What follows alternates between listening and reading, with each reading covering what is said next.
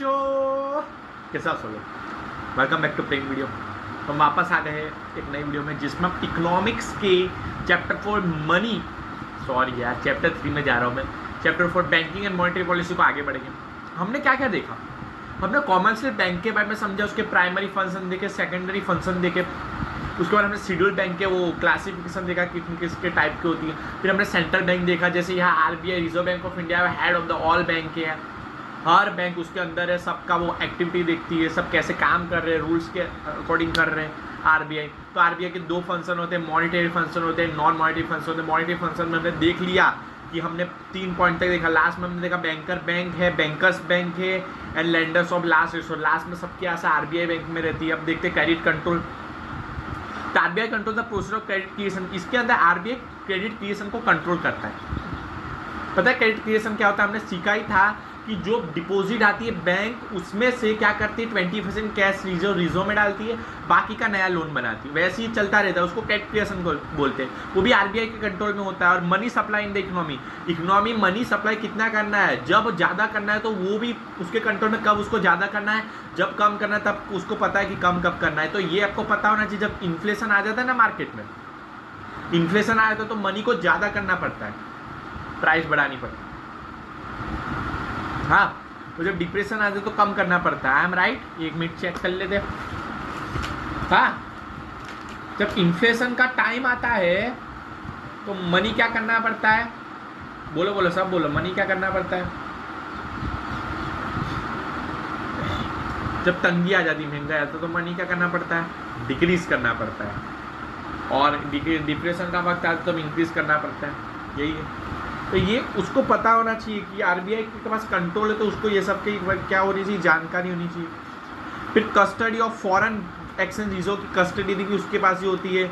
RBI responsible है। अब जैसे आरबीआई भी डिसाइड करता है, हमारे जैसे इंडिया है तो इंडिया में लोग रहते तो उनकी फैमिली शायद बाहर भी रहती होगी, तो शायद अपना सोचो इंडिया में से एक फैमिली का बंदा बाहर कमाने गया, ऐसे होता है ये कॉमनली। तो बाहर वाला अपनी वो जो कमा रहा है उसकी इनकम थोड़ी यहाँ भेजेगा, तो ये वो फॉरेन में आएगी, वो उनकी करेंसी में आएगी। यूएस है तो यूएस डॉलर में आएगी। तो ये इंडिया वाले को काम नहीं, क्योंकि इंडिया में कौन सी करेंसी रुपीज़ चलती है। तो वो क्या करेंगे कि जो इनकम आएगी इसके परिवार वो बैंक में जाकर उसको कन्वर्ट कराएंगे इंडियन रुपीज़ में। फिर भी आरबीआई ये फैसिलिटी सब बैंक में प्रोवाइड नहीं करता है। मतलब हर एक बैंक को नहीं बोलता है इंडिया के कि तुम भी फॉरेन एक्सचेंज करना, तुम भी। वो पर्टिकुलर बैंक को ऐसी फैसिलिटी देता है कि जो फॉरेन एक्सचेंज को कन्वर्ट कर सके, यूएस डॉलर को इंडियन रुपीज़ में कन्वर्ट कर सकते, इंडियन रुपीज़ को यूएस डॉलर में कन्वर्ट कर सके।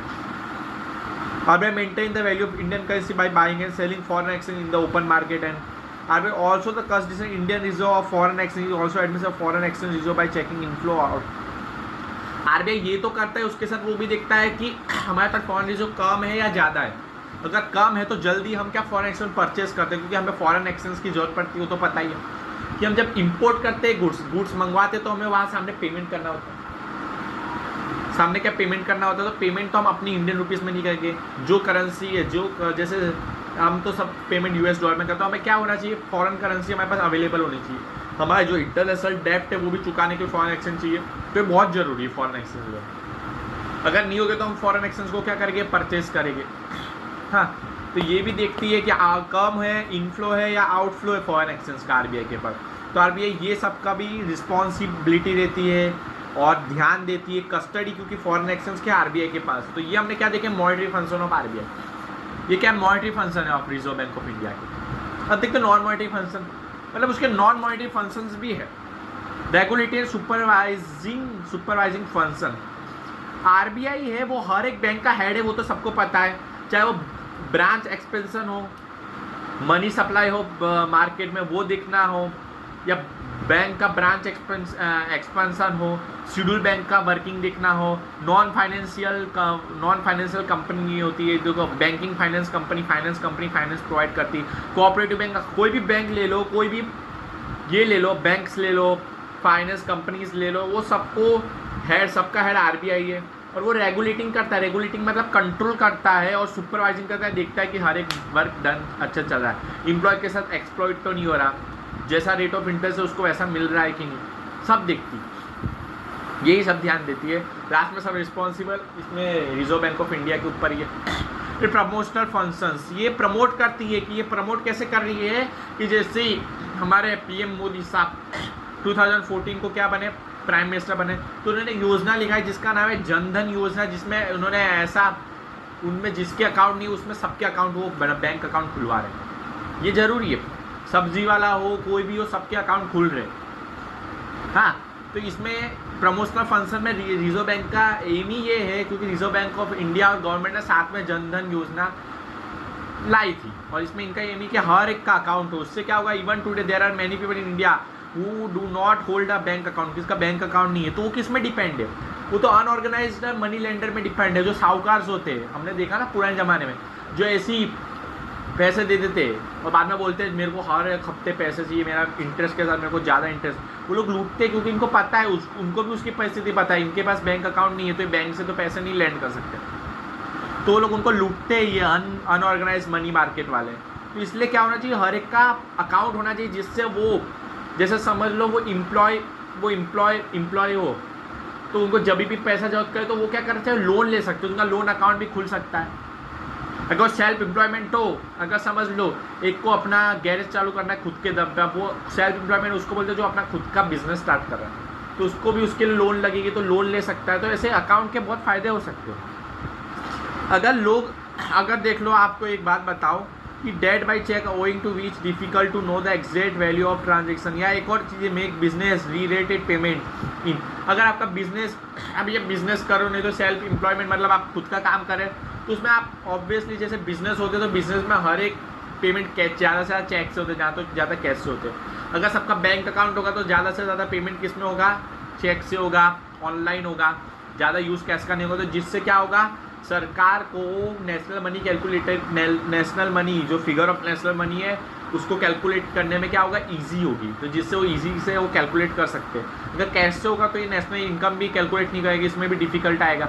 Hence RBI tries to create banking awareness among people, ये सबको बता रहे, सबके आरबीआई क्रिएट कर रही कि बैंकिंग अवेयरनेस, बैंक अकाउंट होना कितना जरूरी, सबको इंकरेज कर रही है। अभी तो यह बोला है कि रूरल एरिया में भी बैंक को एक्सपांड किया है, पहले तो रूरल एरिया में बैंक नहीं होते थे, आज तो रूरल एरिया में जाओ तो बैंक्स दिख जाते हैं, क्योंकि रूरल एरिया में भी बैंक को फैलाया गया है। बैंक आजकल तो रूरल एरिया में भी सबके खाते तो है, पहले जैसा सिस्टम नहीं रहा। तो ये क्या प्रमोट करिए, प्रमोट फंक्शन कर रही है, या वो क्या करिए, आरबीआई प्रमोट कर रही है सब लोगों को कि why financial inclusion and development. अब यह प्रमोट करने के बाद डेवलपमेंट सबका कैसा हो रहा है, India is a country with a huge degree of economic diversity, India is economic fasting economic development country है। अब रूरल एरिया और अर्बन एरिया और सब जगह भी इकोनॉमिक डेवलपमेंट हो रहा है। तो या तो सभी आरबीआई ने क्या बोला, सबका अकाउंट होना चाहिए। For such includes RBI continue make effort in the banking space, provide special credit facilities देती है, लोन्स देती है, जिसको भी लोन चाहिए सबको मिलेगा क्रेडिट। उनका क्या है, उनको लोन देने से पहले वो आपकी क्या सैलरी स्लिप देखेंगे, आपका क्रेडिटेबिलिटी देखेंगे, आपने पिछले बार की लोन चुका है कि नहीं, ये सब देख के आपको लोन देके, आपको लोन हर एक सेक्टर में भी मिलता है। लाइक एग्रीकल्चर सेक्टर में ले लो, आपको एग्रीकल्चर सेक्टर के लिए लोन मिल सकता है।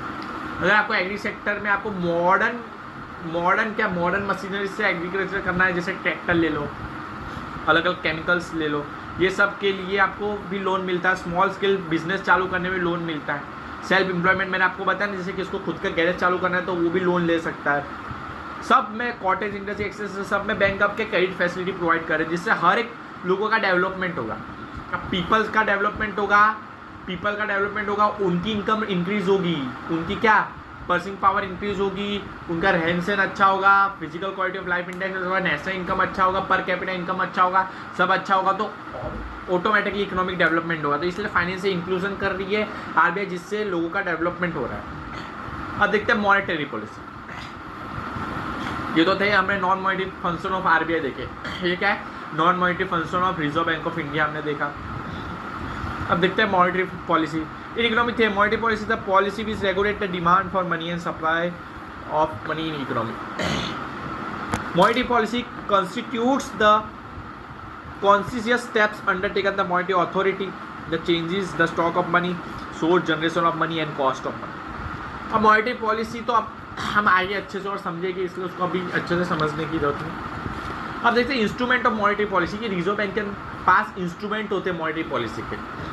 पहला इंस्ट्रूमेंट है, जो पहला इंस्ट्रूमेंट है नहीं था, अभी वो इसके इंस्ट्रूमेंट का यूज़ नहीं करते। पहले देखते हैं क्वांटिटेटिव मेजर्स। क्वांटिटेटिव मेजर कैसे होते हैं? क्वांटिटेटिव मेजर है, क्वालिटेटिव नहीं। क्वांटिटेटिव मतलब अब से the quantitative measure are aimed impacting the entire economy in general, a common way and hence for also general measure। पहला देखते हैं हम बैंक रेट। अब बैंक रेट क्या होता है, इसके लिए मैंने एक अच्छी सी नोट्स बनाई जिसको आप समझ आएगा। और आज के डे का लास्ट टॉपिक है, मतलब डे 4 का आज क्या है, आज हमारा डे 4 है, लास्ट टॉपिक है बैंक रेट। फिर हम आगे भी समझेंगे जो आगे इंपॉर्टेंट है, बैंक रेट भी इंपॉर्टेंट है, इसलिए उसको अलग ही बनाया। बैंक रेट क्या होता है, पहले तो आप याद रखो, ये आरबीआई का एक इंस्ट्रूमेंट है, मॉनेटरी पॉलिसी का एक इंस्ट्रूमेंट है, first instrument bank rate. Bank rate में ये होता है कि जब भी कॉमर्शियल बैंक होती है, हर एक बैंक का लास्ट चांस, मतलब कॉल मनी के नहीं, समझ लो कि लास्ट होप क्या होता है, लास्ट लेंडर ऑफ रिसोर्ट कौन सा होता है, आरबीआई। अगर आपके पास समझ लो कि अब कॉमर्शियल बैंक के बाद फंड नहीं बचा थोड़े टाइम के लिए ना, या लॉन्ग समय के लिए नहीं बचा, तो आरबीआई से हेल्प लेगी। वो आरबीआई को बोलेगी हमें फंड दो, तो आरबीआई क्या करेगी, लैंड करेगी ऐसे बैंक को। हमें कौन लैंड करता है, कॉमर्शियल बैंक को। कॉमर्शियल बैंक को लैंड कौन करता है, आरबीआई। तो आरबीआई उनको लैंड करेगी और उसके ऊपर वो इंटरेस्ट भी लेगी। तो the rate at which RBI lend to the commercial bank, जो रेट ऑफ इंटरेस्ट है जो आरबीआई देती है, आरबीआई जो इंटरेस्ट लेती है कॉमर्शियल बैंक से, क्यों लेती है कि आरबीआई लोन देती है कॉमर्शियल बैंक को, वो भी लॉन्ग टर्म के लिए देती है, और वही रेट को हम क्या बोलते हैं, बैंक रेट बोलते हैं। समझ लो, जो आरबीआई है वो लैंडिंग करती है कॉमर्शियल बैंक को, उसके ऊपर रेट ऑफ इंटरेस्ट देती है, लॉन्ग टर्म के लिए, उसको हम बैंक रेट बोलते हैं। कॉमर्शियल बैंक क्या कहती है, बोरोस करती है फंड, वो थोड़े देर के वो कॉमर्शियल बैंक क्या बोरोस करती है फंड आरबीआई से। क्यों करते हैं, उसको शॉर्टेज ऑफ फंड हो गया है, अब शॉर्टेज है, स्कैरसिटी है फंड। अब यही इंस्ट्रूमेंट से क्या कहते हैं, this instrument of monetary policy use to control. RBI ये जो है ना इंस्ट्रूमेंट, इससे क्या कंट्रोल करती है, इन्फ्लेशन कंट्रोल करती है और डिप्रेशन कंट्रोल करती है। ये कैसे कंट्रोल करती है आपको पता है, इन्फ्लेशन और डिप्रेशन कैसे कंट्रोल करती है, ये बहुत। तो पहले देखते हैं inflation. At the time of inflation आएगा, तो इन्फ्लेशन पता है लॉन्ग टाइम के लिए प्राइस कंटिन्यू क्या होगा, राइज होगा। लॉन्ग टाइम के लिए प्राइस क्या होगा, कंटिन्यूस राइज होगा। इन्फ्लेशन में क्या होता है, प्राइस है ना गुड्स का, बेसिक रिक्वायरमेंट का, लॉन्ग टाइम के लिए हमने पढ़ा अगले चैप्टर में, कंटिन्यू राइज होगा लॉन्ग टाइम के। तो इन्फ्लेशन आ जाएगा, महंगाई आ जाएगी, जिसमें क्या होगा, डिमांड ऑफ पीपल तो ज़्यादा है, डिमांड ऑफ पीपल ज़्यादा है। इन्फ्लेशन में क्या, गुड्स, सप्लाई ऑफ गुड्स कम है, स्कैरसिटी क्रिएट हो गई। अब वो ज़्यादा, तो उसकी वजह से प्राइस ज़्यादा करनी पड़ती है, बट सप्लाई रिमेन्स क्या है, स्टेडी है। जो इंस्ट्रूमेंट है मॉनेटरी पॉलिसी का, जो इंस्ट्रूमेंट है आरबीआई के पास, उससे वो इन्फ्लेशन को कंट्रोल करती है, डिप्रेशन को। जैसे इन्फ्लेशन बढ़ा तो लोगों की परचेसिंग पावर बनी, इसलिए डिमांड उनका बढ़ा, पर गुड्स तो अभी नहीं है, supply of goods remain steady है, इसलिए प्राइस को बढ़ाया कि लोग कम खरीदें। अब जब डिमांड बढ़ी तो उसको कंट्रोल करना आरबीआई करती है। आरबीआई जो है ना, वो रेट ऑफ इंटरेस्ट बढ़ा देती है। अब वो रेट ऑफ इंटरेस्ट बढ़ाएगी तो कॉमर्शियल बैंक क्या है, उनसे लोन कम लेगी। अब जब कॉमर्शियल बैंक आरबीआई से लोन कम लेगी तो कॉमर्शियल बैंक के पास भी क्या होगा, अभी एक क्या होगा, एक लिमिटेड फंड होगा, इसलिए अब उसके बाद लिमिटेड फंड है तो वो लोन भी कम देगी। लोन किसको कम देगी, हमारे जैसे पीपल्स को क्या करेगी, लोन कम देगी।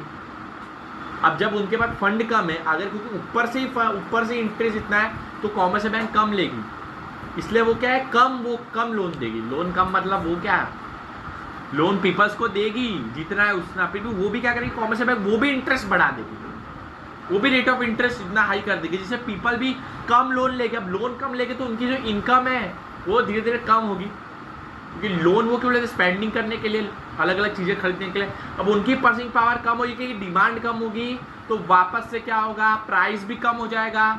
तो जो प्राइस इंक्रीज है वो इन्फ्लेशन नहीं क्रिएट होगा, फिर गुड्स धीरे धीरे आ जाएगा, तो इन्फ्लेशन यहाँ ऐसे खत्म होगा। इन्फ्लेशन को ऐसे कंट्रोल करते हैं आरबीआई। ये किसकी मदद से कर रही है, ये जो हम इंस्ट्रूमेंट पढ़ रहे हैं ना, बैंक रेट का इंस्ट्रूमेंट, उसकी वजह से इन्फ्लेशन ऐसे कंट्रोल होता है। इन्फ्लेशन तो हमने पढ़ा है क्या होता है, इसलिए हमें ये अंडरस्टैंड। डिप्रेशन भी हमने पढ़ा है। डिप्रेशन जब हमारे प्रोडक्शन बिजनेस अच्छा नहीं चल रहा, बिजनेस एकदम ठप हो गया, तब डिप्रेशन, पैसों की बहुत जरूरत है, रिक्वायरमेंट है, तब क्या होता है, at time of depression RBI will decrease the bank rate. वो बैंक रेट पूरा डिक्रीज कर दी थी, मतलब ज़्यादा रेट नहीं थी, तो कॉमर्शियल बैंक ज़्यादा लैंड करेंगे। अब उनके पास ज़्यादा पैसा हो तो ज़्यादा लोन देंगे, और कम वो भी कॉमर्शियल बैंक भी क्या, वो लेजर अमाउंट रेट रखेगी, जिसे lower rate of interest to public, public ज़्यादा लेंगे, बहुत लोन लेंगे, जिस demand of certain goods and services आईएसपी, इससे क्या होगा, उनका पर्सिंग पावर बढ़ेगा, तो demand of goods and services बढ़ेगी, दस डिप्रेशन इज कंट्रोल, इससे क्या होगा, डिप्रेशन कंट्रोल में आते हैं। तो दोनों के लिए उपाय है, दोनों के लिए समाधान है, सप्लाई को कैसे कंट्रोल करना है, डिमांड को कैसे करना है, सॉरी डिप्रेशन को कैसे कंट्रोल करना है, इन्फ्लेशन को कैसे कंट्रोल। ये क्यों हो रहा है कि बैंक रेट का जो एक क्या है हमारे पास इंस्ट्रूमेंट है मॉनेटरी पॉलिसी का, रिजर्व बैंक ऑफ इंडिया, वो एक अच्छे काम के लिए यूज कर रही है कंट्रोल करने के, इन्फ्लेशन एंड डिप्रेशन आरबीआई करती है। ये हम क्या पढ़ रहे हैं, इंस्ट्रूमेंट ऑफ मॉनेटरी पॉलिसी पढ़ रहे हैं। आगे देखते हैं, the policy keeping the bank rate very लो। अगर आप जो ये पॉलिसी के हिसाब से बैंक रेट लो होगा तो उसको चीप मनी पॉलिसी कहते हैं, लिख लो, नोट कर लो। The policy of keeping the bank rate very low is called cheap money policy कहते हैं।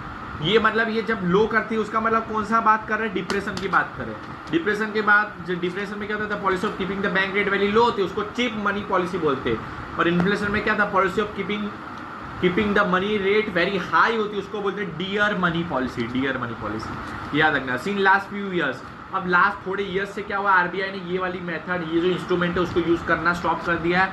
RBI stop using it as an instrument to regulate money supply. अब ये मनी सप्लाई के लिए ये इंस्ट्रूमेंट मतलब बैंक रेट अब यूज़ नहीं करती है, अब ये यूज़ नहीं करती, तो इसकी जगह क्या यूज़ करती है, इसकी जगह वो repo rate and reserve repo rate use करती है, जो हम अगले लेक्चर में अच्छे से पढ़ने वाले हैं। तो आज के लेक्चर में इतना ही था।